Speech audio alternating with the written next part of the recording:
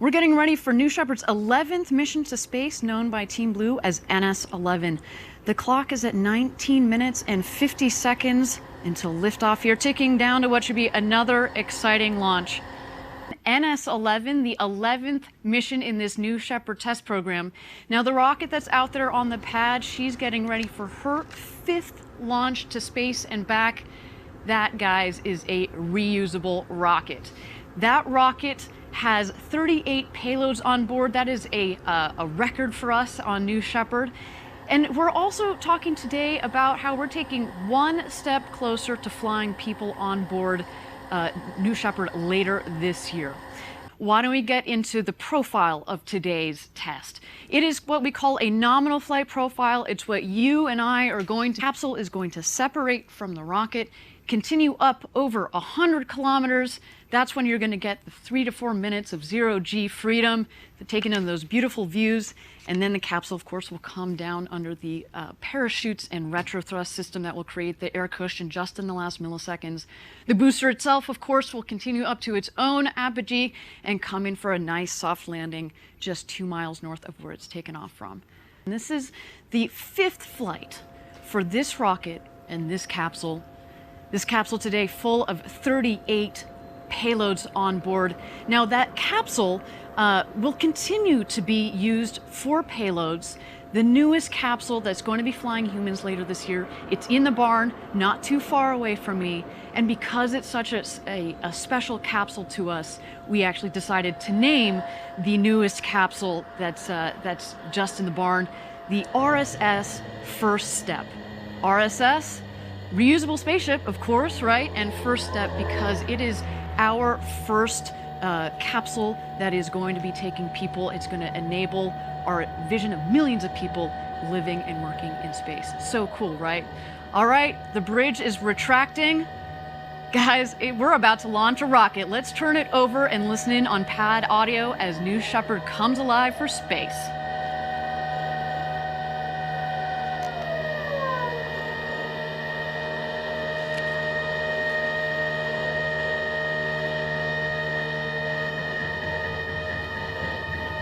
New Shepard at this point completely autonomous, starting at T-minus 2 minutes. She's going to be running through her last bit checks. There you go, aft fin checks, 4 of those fins supporting the directional capability of the rocket. And then shortly here, we're going to see the BE-3 engine nozzle gimbal also supports the directional capability of the rocket. All the while, I know our team is in mission control, keeping their eyes on the temperature and the pressures in the propellant tank.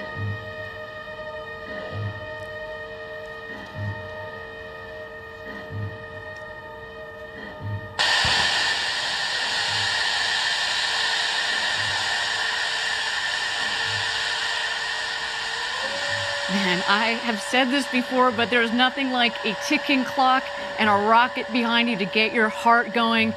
Guys, it's time to go to space. Let's get ready to rumble, New Shepard.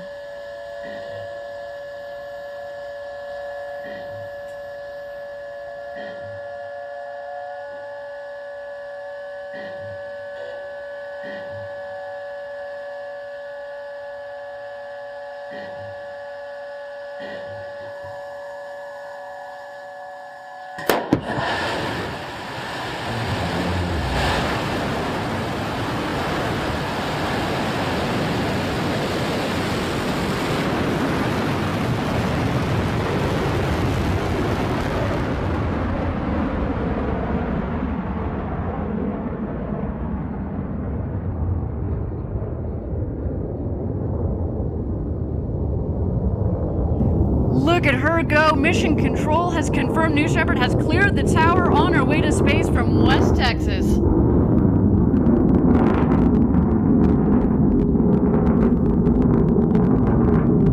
Go, baby, go. You can follow along as she speeds up towards space. You see there at the top right corner of your screen. Bottom left corner of the screen is the altimeter. We're just about at max Q, maximum dynamic pressure on the rocket.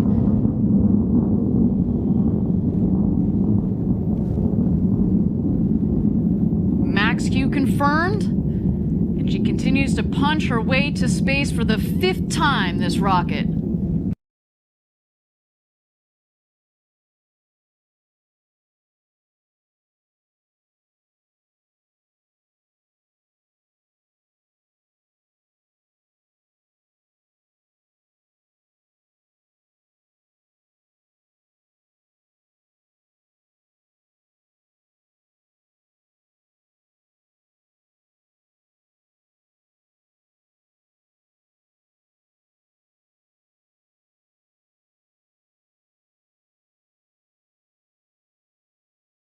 Our next milestone here, MECO, main engine cutoff.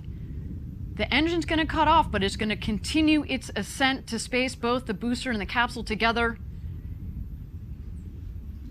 Main engine cutoff is confirmed. You can also see in the top right corner of the screen that the speed is coming down.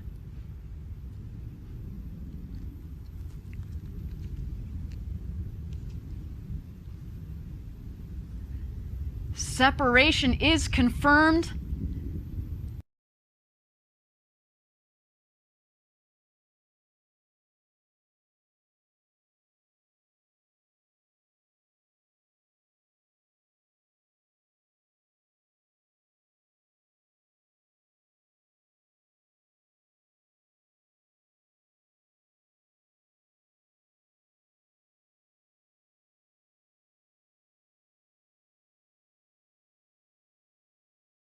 All right, still accelerating up. We passed the Kármán line, the internationally recognized line of space. That's at about 330,000 feet.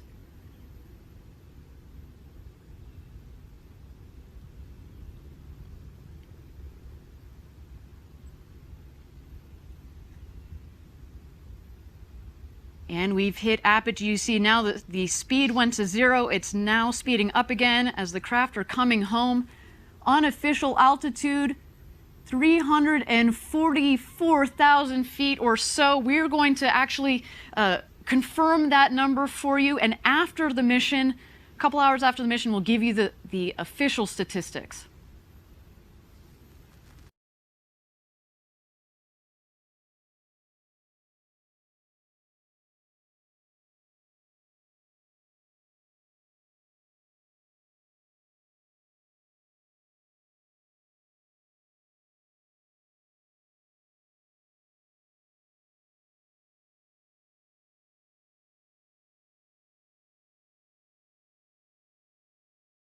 All right, right about now, the rocket itself is going to hit what we call atmospheric pierce point.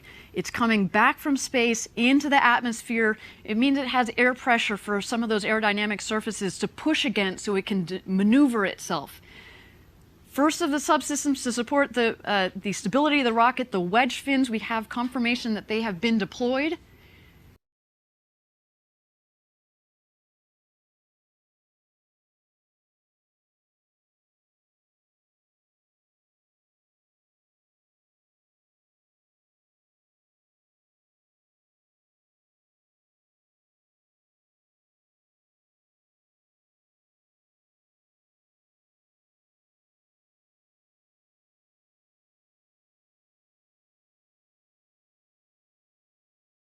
All right, at about 12,000 feet, there it goes.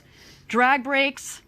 Watch as the speed of the rocket dramatically is reduced. And we're going to wait for the BE-3 engine to relight and bring her down for a nice soft landing.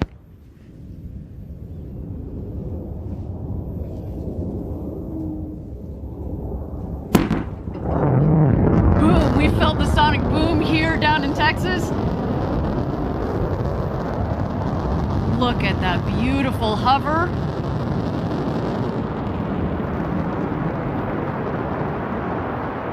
Just magic. Look at that.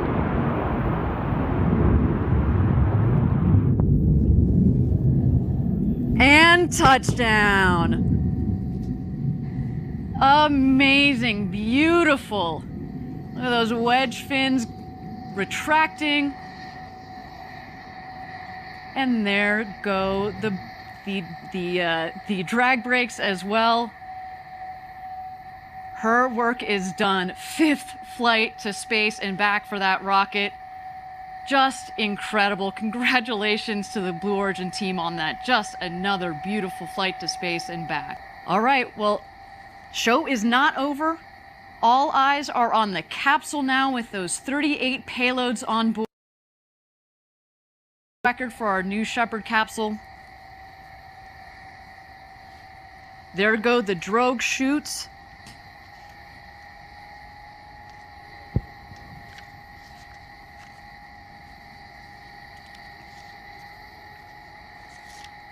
And there are the mains. A bit of coning, but that is all right. reefed and now full inflation of the parachutes. Picture perfect.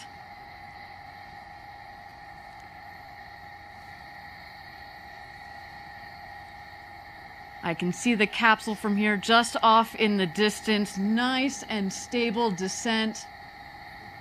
Look at that.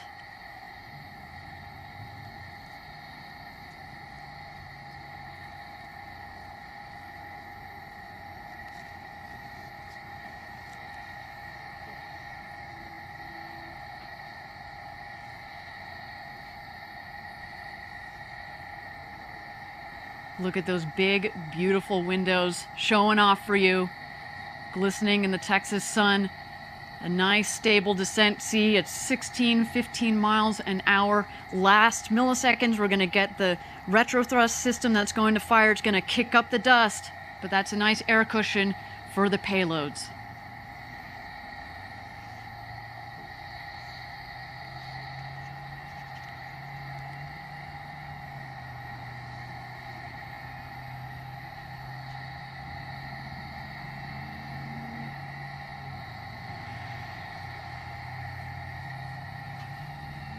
I see our team has already left our center here. It's going off to recover the capsule, and there it is, touchdown. A beautiful, beautiful launch and landing of the booster and the capsule today. Incredible.